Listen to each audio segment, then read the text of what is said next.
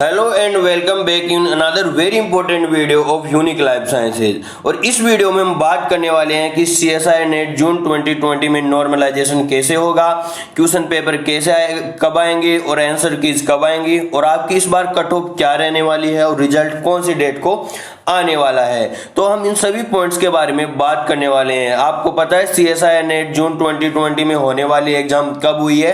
नवंबर में। जो हर साल जून और दिसंबर में होती है, इस बार जून वाली एग्जाम कोविड के कारण कब हुई है?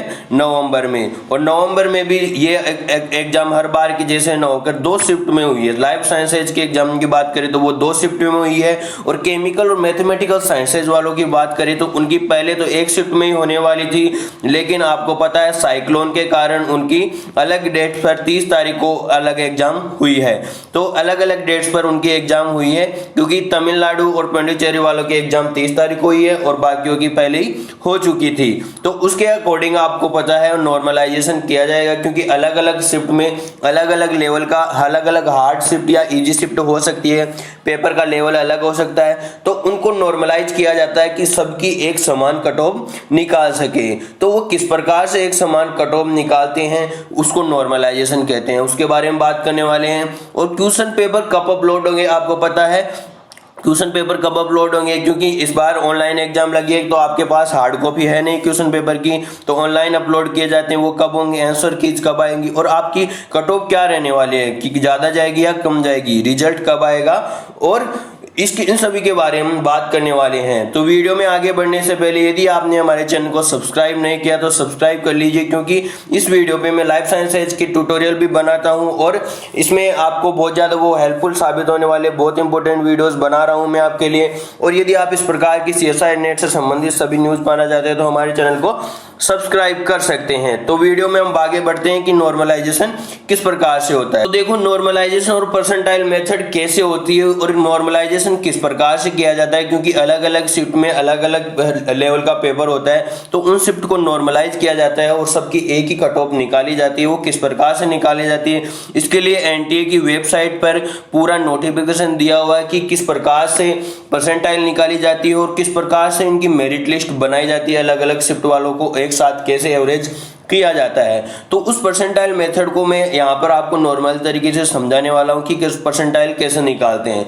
आपको पता है सीएसआई यूजीसी नेट का एग्जाम का में 200 नंबर का पेपर होता है। परसेंटेज की बात करें तो 100% का, और 200 नंबर में से ये परसेंटेज बनते हैं। लेकिन आपको पता है आजकल परसेंटाइल निकाला जाता है, परसेंटेज नहीं निकाला जाता है। अब वो परसेंटाइल कैसे निकाला जाता है, तो परसेंटाइल के लिए एनटीए जो फॉर्मूला अपनाता है वो फॉर्मूला देखो यहाँ पर उन्होंने पूरा नोटिफिकेशन दे रखा है। आप पूरा नोटिफिकेशन उनकी ऑफिशियल वेबसाइट से डाउनलोड कर सकते हैं। तो देखो परसेंटाइल कैसे निकाले जाते हैं। The percentile score will be normalise score for the examination instead of the raw score. तो कैंडिडेट के जो रो स्कोर होते हैं, मान लो आपने 200 में से जितने नंबर लाए, मान लो 200 में से 150 नंबर आए आपके, तो वो आपके रो स्कोर है। लेकिन वो रो स्कोर से कट ऑफ नहीं निकाली जाती है, पहले परसेंटाइल निकाला जाता है उनका। तो परसेंटाइल और परसेंटेज में अंतर होना चाहिए। परसेंटेज आपको पता है आउट ऑफ 100 में से निकाले जाते हैं, लेकिन परसेंटाइल अलग मेथड से निकाला जाता है। देखो वो कैसे निकालते हैं। तो percentile score will be calculate up to 7 decimal places to avoid bunching effect. अब देखो परसेंटाइल जो दशमलव के 7 अंकों तक निकाला जाता है, कि यदि किसी के सेम परसेंटाइल आए तो उसको अवॉइड किया जा सके, कि दोनों को अलग अलग मेरिट दी जा सके। तो देखो परसेंटाइल स्कोर के लिए कैंडिडेट्स को कौन सा फॉर्मूला यूज करते हैं, तो इसके लिए फॉर्मूला दे रखा है इन्होंने अपनी ऑफिशियल वेबसाइट नोटिफिकेशन में। 100 into number of candidates appeared in this session with raw score equal और less than the candidate upon total number of the candidates appear in the session. अब देखो ये फॉर्मूला क्या कहता है, फॉर्मूले में किस प्रकार से समझाया है। 100 into the number of candidates appear, आपको पता अलग अलग सेशन में, मान लो 2 सेशन में एग्जाम हुई तो 2 सेशन में कितने स्टूडेंट अपीयर्ड हुए, टोटल कितने स्टूडेंट थे, इस पर डिपेंड नहीं करता कि टोटल कितनों ने अप्लाई किया, उस पर डिपेंड। कितने लोग एग्जाम में बैठे उस पर डिपेंड करता है। अब उनमें से भी देखा जाता है कि उस सेशन में सबसे सबसे ज्यादा मार्क्स कौन से आए, मतलब टॉपर के मार्क्स कितने थे। मान लो जो टॉपर था उसने 200 में से मार्क्स, उसके 200 में से मार्क्स आए हैं कितने, उसके 200 में से मार्क्स आ गए मान लो 150 मार्क्स आ गए। कितने मार्क्स आ गए, 150 मार्क्स आ गए। तो ये होगा उसका हाईएस्ट स्कोर। तो ये हाईएस्ट स्कोर हो गया उसका। अब ये 150 मार्क्स कितने लोगों के आए और 150 से नीचे वाले नीचे कितने लोगों के मार्क्स आए, तो वो आएंगे मान लो ये फॉर्मूले में आप अप्लाई करें 100 इंटू, अब मान लो वहां पर मान लो 1000 स्टूडेंट बैठे थे फर्स्ट शिफ्ट में, 1000 स्टूडेंट बैठे थे। अब 1000 स्टूडेंट में से 150 नंबर कितनों के आए और 150 से नीचे कितने आए, मान लो इक्वल और लेस देन कितने कैंडिडेट, मान लो 1000 में से 500 लोगों के ये आए हैं, ये कितने नंबर आए हैं, 150 और 150 से कम नंबर आए हैं। फिर total number of the candidates appeared in the session, अब उस सेशन में टोटल नंबर कितने बैठे थे, 1000। अब कितने अप्लाई किए उस पर डिपेंड नहीं किया कि कितने बैठे हैं, 1000 मैंने पहले बताया 1000 बैठे हैं तो अपॉन 1000, तो total number of the candidate appeared in the session, उस स्पेसिफिक सेशन में कितने बैठे हैं। और मैंने बताया कि ये नंबर कितने के आए हैं, 500 के, कितने 150 और 150 से कम कितने के आए हैं, 500 के आए हैं मान लो। तो अब इनका परसेंटाइल कितना होगा आप कैलकुलेट कर सकते हो। इस प्रकार से ये हो गया। अभी ये बचा ये लो 10 इंटू 5 कितना हो गया, 50, ये आ गया परसेंटाइल स्कोर। तो ये परसेंटाइल स्कोर होगा उस सेशन के लिए। तो और अलग अलग सेशन के लिए परसेंटाइल स्कोर निकाला जाता है, फिर उनको एवरेज किया जाएगा और एवरेज करके एक सेम कट ऑफ निकाली जाती है सेम सब्जेक्ट के लिए। जैसे लाइफ साइंसेज वालों के लिए अलग कट ऑफ आएगी और मैथ केमिकल साइंसेज वालों के लिए अलग आएगी, क्योंकि अब की बार भी केमिकल साइंसेज और मैथमेटिकल साइंसेज वालों का भी नॉर्मलाइज किया जाएगा और लाइफ साइंसेज वालों का भी नॉर्मलाइज किया जाएगा।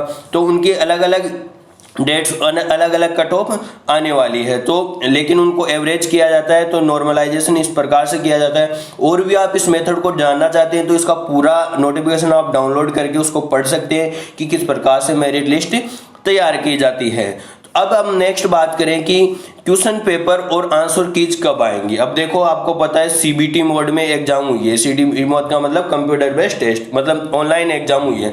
तो वहां पर आपको पेपर तो मिलता नहीं है, तो पेपर में दिया जाता है नॉर्मल 10 दिन के बाद पेपर और आंसर कीज अपलोड कर दी जाती है। लेकिन अब की बार आपको पता है अलग अलग डेट्स पर एग्जाम हुई है और अलग अलग डेट्स में एग्जाम हुई और उनमें भी जो लास्ट एग्जाम हो रही थी केमिकल और मैथमेटिकल साइंसेज, उस दौरान तमिलनाडु में क्या आ गया, तूफान आ गया, नाइवोर साइक्लोन आ गया। अब उसके कारण उनकी एग्जाम शिफ्ट हो गई और बाकियों के तो लग गई। अब उनकी एग्जाम 30 तारीख को करवा रहे हैं, 30 तारीख को उनकी एग्जाम होगी। फिर उसकी एग्जाम के बाद में उनके सबके क्वेश्चन पेपर अपलोड किए जाएंगे और उनके आंसर की अपलोड की जाएगी। तो अब अगर एवरेज डेज की बात करें तो एवरेज डेज में 10 दिन के बाद एग्जाम होते हैं, 10 दिन के बाद में क्वेश्चन पेपर अपलोड कर दिए जाते हैं। तो मान लो 30 तारीख के बाद में लास्ट एग्जाम माने तो 10 दिन के बाद मान लो 10 तारीख तक आपके क्वेश्चन पेपर और आंसर कीज अपलोड हो जाने चाहिए, बल्कि इससे पहले अपलोड हो जाने चाहिए क्योंकि बाकी एग्जाम पहले हो चुकी थी। और हम आंसर कीज की बात करें तो आंसर कीज भी क्वेश्चन पेपर के साथ ही अपलोड कर दी जाती है। तो हम जैसे ही क्वेश्चन पेपर और आंसर कीज अपलोड होगी मेरे चैनल पर आपको नोटिफाई कर दिया जाएगा। आप सब्सक्राइब कर लीजिए और नोटिफिकेशन आइकन का बेल आइकन दबा लीजिए है। नेक्स्ट हम बात करते हैं कि एक्सपेक्टेड कट ऑफ मार्क्स कितने रहने वाली है। हम यहाँ पर लाइफ साइंसेज की बात करें तो लाइफ साइंसेज की कट ऑफ मार्क्स कितने रहने वाली है, क्योंकि मैंने पहले भी सर्वे करवाया था। उस सर्वे में बहुत लोगों ने बताया कि इस बार पेपर कठिन आया। यदि पेपर कठिन होता है तो आपको पता है कट ऑफ मार्क्स लो जाते हैं। तो इस बार हो सकता है कट ऑफ मार्क्स बहुत ज्यादा कम जाने की, फिर भी एक सर्वे के आधार पर ये cut off marks expected cut off marks आए हैं।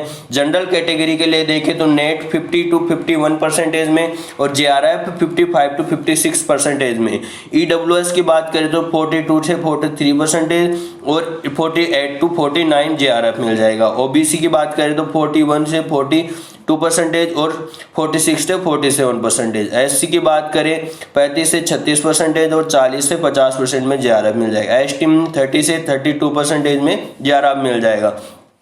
और फिजिकल हैंडीकैप्स की बात करते हो 25% में उनका हो जाता है और जेआरएफ में 24 पॉइंट में हो सकता है।